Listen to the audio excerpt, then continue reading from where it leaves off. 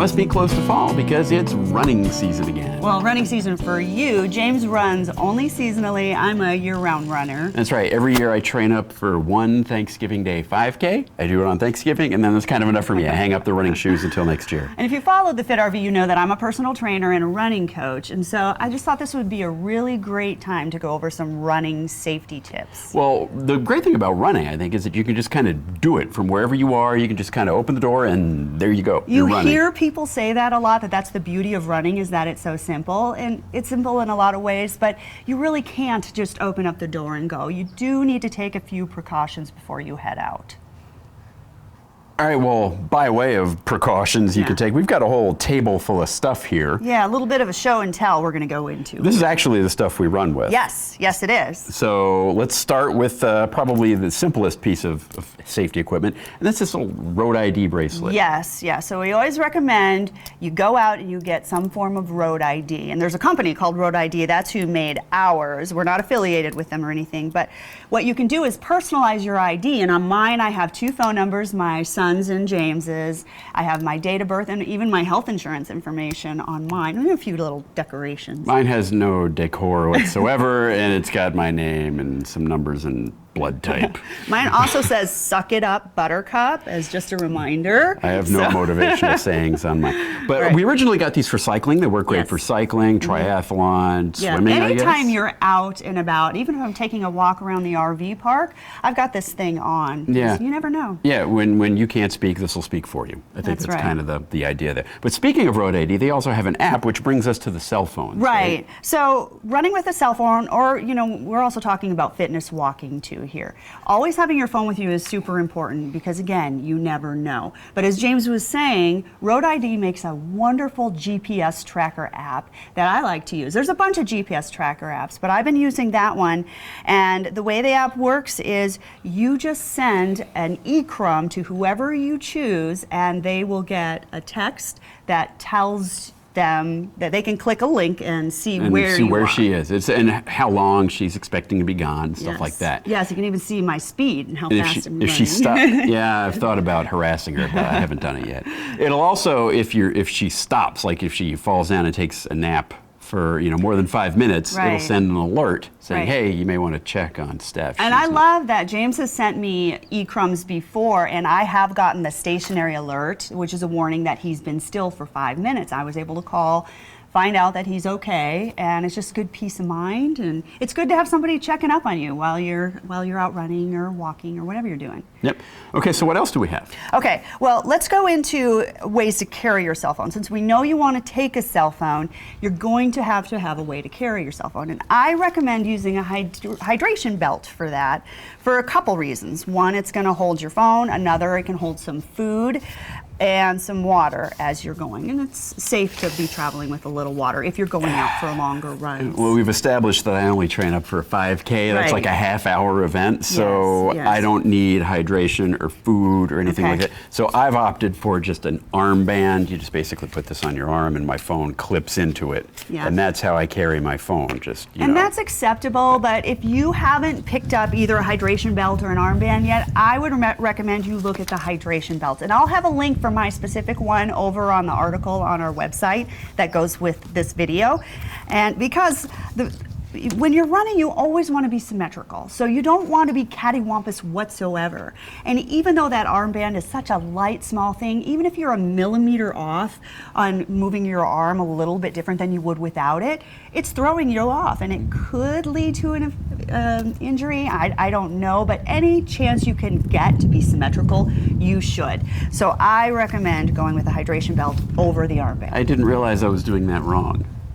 Well, it's not that you're doing it wrong, and you go for such a short distance, it's okay. Okay. Just something to think about. Okay.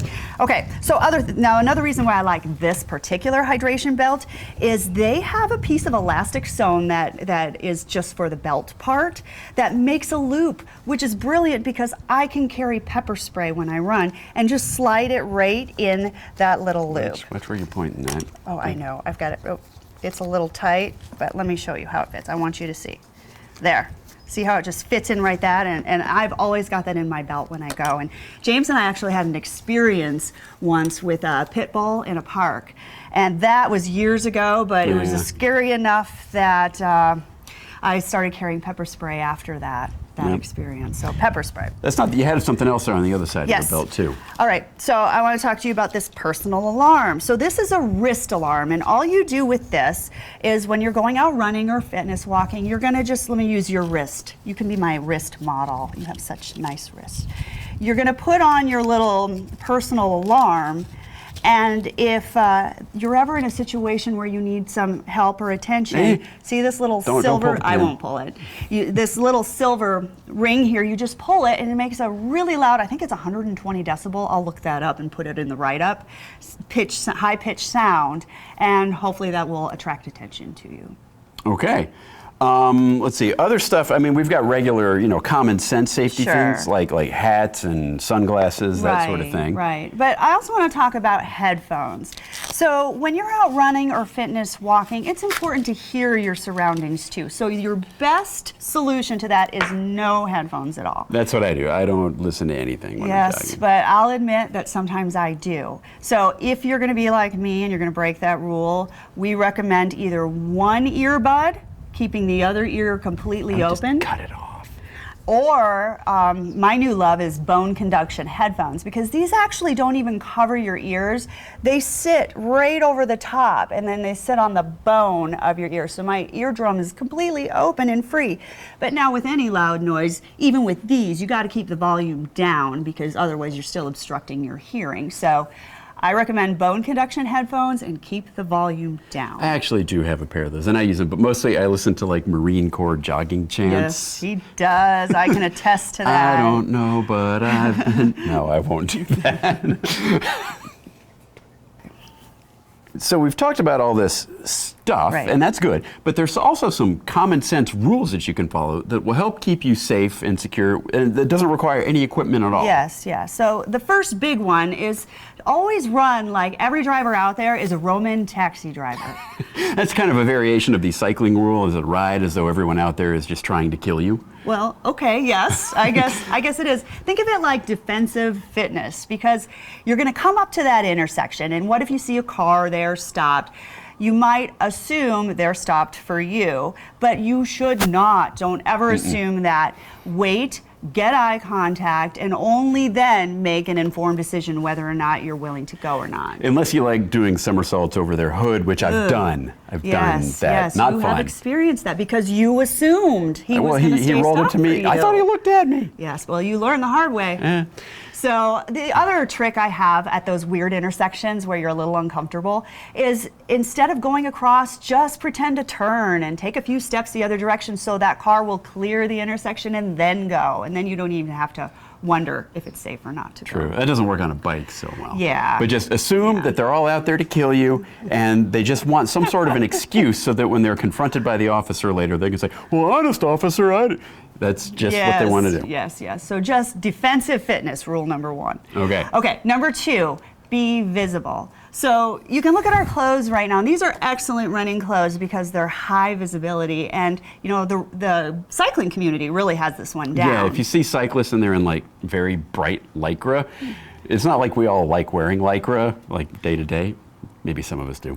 But we just want you to see us. Right. That's what it's all about. Right. And on top of that, when we're talking visibility, we should talk about running against traffic too. That's another good tip. And I see people breaking this rule all the time, but you also want to have visibility besides being visible. You want to see what's coming for you. So running against traffic or fitness walking. Right. Do that against traffic. And the last part of that, I guess, would be just don't run at night.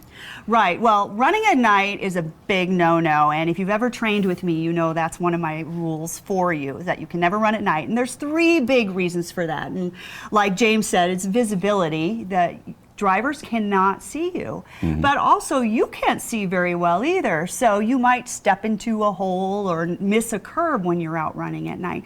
And the final one has to do with crime. When you're out running at night, well, more crime happens at night. So if you could avoid situations where you're more vulnerable, you should. Yeah, that's kind of a segue, I guess, into your last big rule. And that's kind of stick to populated areas. Yes, yes, and that has to do with crime too. Criminals, they don't want an audience. So they're going to try to go somewhere more remote to do their activity. Criminating. So if you stick around people in populated areas, you're going to be more safe. Yep. Okay, so to kind of sum things up, run with your cell phone and maybe a couple other gadgets. Good. Run like everyone's out to get you. Stay visible and don't run at night. Very good. All right. So my challenge for you is to take at least one of the things that we mentioned here today and bring it into your own fit practices when you're out jogging and walking, and then come back to the website and tell me what you're doing to keep yourself safe out there. All right, now speaking of the website, there will be a link in the YouTube description below this video to our website where you can leave comments, ask questions, and we'll also have links to like these products that we used. Yeah. So the bottom line here is we've really got to stop taking this stuff for granted and settling into a false sense of security when we're out there. Right. After all, we run in part so that we can be healthier and live longer, and it kind of defeats the purpose if you get hit by a car or mugged. Yeah. So let's work on that living long and healthy thing, shall we? All right. See you later. Bye-bye. Bye.